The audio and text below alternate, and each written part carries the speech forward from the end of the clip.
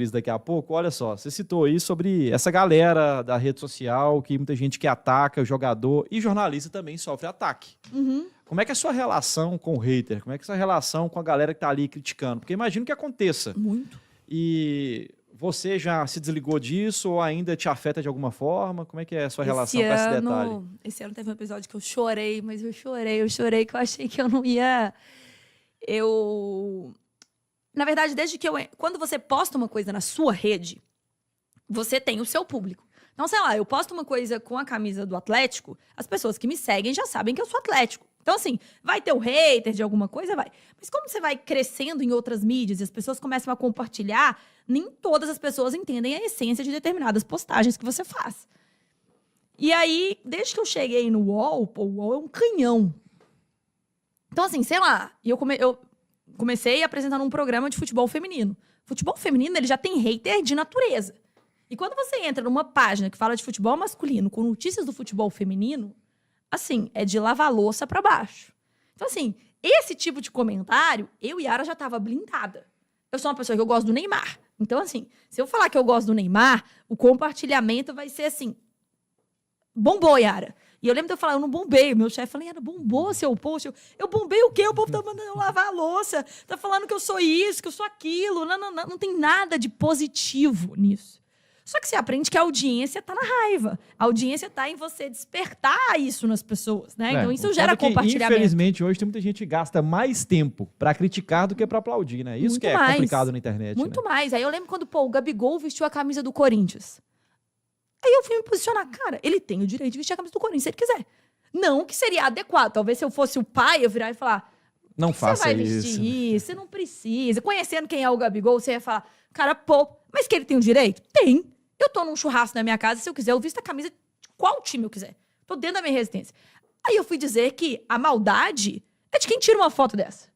Porque se eu te convido para um churrasco na minha casa, que é íntimo, no mínimo você tem que respeitar quem é o dono do lugar. Então, assim, aí eu comecei a falar sobre esses valores distorcidos. Só que a internet é muito rasa. Então, assim, você não tem tempo em 1 minuto e meio para que as pessoas entendam. Por isso, minha vontade do YouTube. De que, cara, ninguém vai conhecer a Yara em 1 minuto e meio.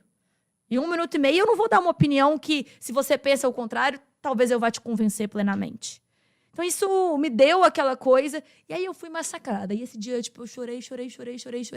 E aí, meu pai falando, apaga esse post. Pede pra apagar. Eu falei, mas eu não penso diferente. Por que eu vou apagar uma coisa que eu penso? Você estava defendendo, no caso, o Gabigol? Foi esse post? E aí, eu ainda falei, dei exemplos como o Neymar. Eu falei, o Neymar postou uma foto na academia com a blusa do Flamengo. Escrito Gabigol, ele é um ídolo do Santos. Talvez, outro dia, eles vestiu a camisa do Palmeiras. Então, assim, isso me machucou bastante. Aí, na sequência, eu fui pra Europa. Mas você foi resistente, manteve o post. Mantive o post. Mas, assim, não era um post que eu conseguia olhar pra ele, sabe? Era um post que me doía. Porque causou um certo bloqueio, né? Um bloqueio de que, cara, eu não quero mais falar de Gabigol e de Neymar. Porque eu sei que se eu falar de Gabigol e de Neymar, vai bombar. Só que vai bombar por um lado que talvez não seja o estilo. Tanto que depois eu tive uma reunião com a galera toda lá dentro. E, Yara, se não é seu tipo, você não precisa ser isso. A gente já tem na casa quem faça isso. Você não precisa ser o que as pessoas também são. E aí eu fui falando, cara, o que eu quero ser? E cria na gente uma crise de identidade. Porque você fala assim, mas eu, Yara? Como que eu fico nisso? E se eu tiver que passar pelo Gabigol na zona mista agora? Sabe? Você vai criando. Você sabe que o jogador, de repente, vai virar a cara. Que o jogador vai ficar chateado. Que o dirigente, de repente, não vai gostar. Então, assim, todo posicionamento pode gerar uma reação de qualquer lado. Eu falei, será que eu quero mesmo me posicionar sobre tudo?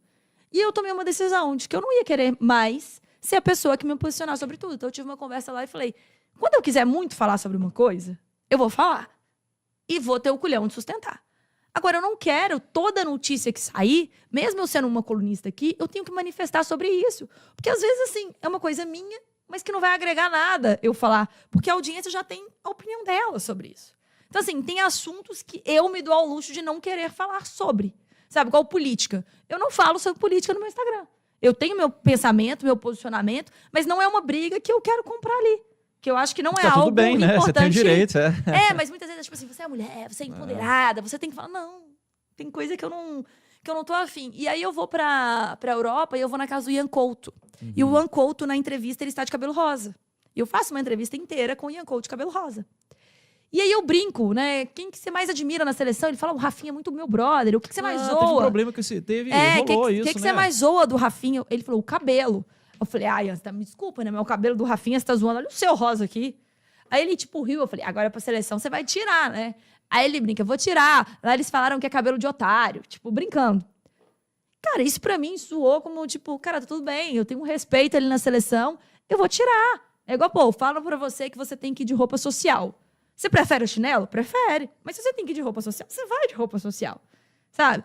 Só que aquilo ali gerou um mal-estar, tanto que eu postei no meu canal, ninguém nem viu. Quando isso foi pro UOL, foi tipo assim, misoginia. A CBF odeia rosa. Não. E aí eu lembro Em de... nenhum momento você quis passar isso. Zero, Né? nem eu percebi. Nem ele mesmo, né, Não, quis passar isso. Né? E mesmo porque eu falei, tá tudo É isso certo. que é foda, né? A interpretação veio de lá, né? De lá pra cá. E tá tudo bem também quem quisesse interpretar dessa forma. Porque poderia pensar, tipo, pô, é chato, né? Você gostar de chinelo e não poder, ter que ir de roupa social. Se parasse a interpretação, tudo bem. Mas quando a interpretação vira ataque, esse é o problema, né?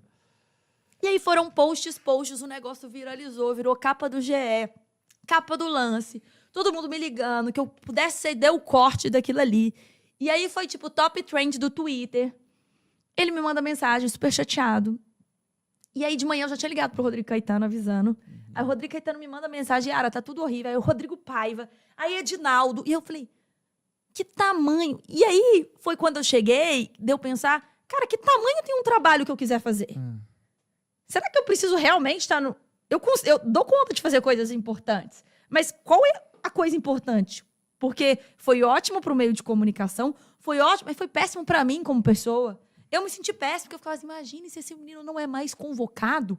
Na convocação seguinte, eu ficava, ele tem que ser convocado. Imagina ele não ser convocado e eu senti que eu prejudiquei a carreira de um cara. Né, assim, e aí a mãe, aí mandei mensagem pra mãe, aí a mãe me ligando, o assessor me ligando. Cara, eu fiquei uns 2 dias sem dormir. E eu falei, eu não quero mais. Tanto que, assim, não são todos os conteúdos hoje que eu tô cedendo pro UOL. Porque, assim, não que eu queira vetar alguma coisa, mas, assim, é a minha... você faz o seu corte. É a sua consciência que tá em jogo, É a minha consciência, né? sobre aquilo ali. Entendeu? Igual, sei lá... Mais que consciência, a sua paz, né, que tá em jogo ali, né? Então, assim, e pra quê? Eu acho assim, quando o cara ele quer falar sobre alguma coisa, ele chega, fala... Agora, tem um momento que o cara abre a casa dele pra você. Ele tá te recebendo. Ele não precisa, não é um protocolo. A Yara, ela trabalha na ESPN, a ESPN transmite, você é obrigado a falar com ela. Yara trabalha na Globo, você tem direito de transmissão, você tem que falar com ela. Não, a pessoa fala comigo porque ela se sente à vontade comigo. Então, imagina se eu começar a ser vista como uma pessoa que deixa o outro à vontade e tira o pior dele. Eu quero tirar o melhor, eu quero promover, eu quero... Pô, aí eu tinha feito Savinho 2 dias antes, que eu vim pra BH, tinha sido uma entrevista que repercutiu super bem, que até ele falando de como o Atlético não pagou e não valorizou ele, não foi negativo pra ele. Foi de uma forma positiva. Cara, temos que valorizar a base. Como que nós vamos tratar a base do Atlético agora? Foi algo construtivo. E aí a gente vê que nós, como mídia, né, nesse clickbait, como a gente tem responsabilidade sobre as notícias. Quantas notícias a gente não clica e não tem aquilo ali? Então, assim, até o Ian, na hora que a gente foi conversar, ele falou, Yara, eu nem imaginei, eu falei, nem eu. E ficou tudo bem entre vocês? Nunca rolou no estresse? Você acha que mudou alguma coisa? Não é que mudou. Tipo, o Ian, ele joga fora, né? Na época ele jogava no Girona. Hoje ele tá na Alemanha. Sim, a mãe dele me manda. Às vezes eu tô na Europa, ela fala, cara, suas viagens são muito legais, vamos combinar de bater uma viagem. Ficou um carinho, assim, porque... Mas eu tive que ligar, eu me expliquei, eu pus Yara, a pessoa física ali, pra conversar. Mas, assim, não é o que eu quero, eu não tô preocupada mais. Igual, pô, tem 140 mil seguidores no Instagram. E várias marcas falam, pô, Yara, você tinha que crescer no Instagram, você tinha que fazer isso. Eu falei, cara, eu prefiro o meu engajamento com o público que eu tenho, fechando as marcas que eu tenho, pelo compromisso, do que eu viralizar uma coisa que, de repente, não é a Yara ali, que não é o conteúdo que eu quero. Por exemplo, tem gente que não se importa de viralizar pelo ridículo, né? É o que você, de forma alguma, quer, né? No jogo Atlético e Palmeiras, não sei se você vai lembrar que jogaram o copo, que o Atlético até foi punido e tal. Eu tava filmando e eu filmei exatamente a hora que o copo atinge a cara do juiz. Subi pra mim, subi no UOL e tal. Tem, acho que 6 milhões de visualizações esse corte do negócio. Eu falei, cara, mas eu me sinto tão mal de entrar na minha página do Instagram e ter um árbitro tomando um copo na cara. E aí, começou a ter audiência da Alemanha, árabe e tal. Eu falei, o que isso engaja? O que se eu tiver que fazer um public post desse copo aqui e falar, o que isso vai vender pra marca? Nada. Porque esse pessoal não fala nem minha língua. Então, assim, é um engajamento completamente falso. Então, assim, aquilo ali é pra mostrar pra marca, olha, eu tenho capacidade de ter um vídeo disso. Mas se falar, Yara, você tem que ir num jogo e ficar atrás disso, eu não quero. Igual o próprio jogo da bomba do Atlético, que jogaram na final do Flamengo.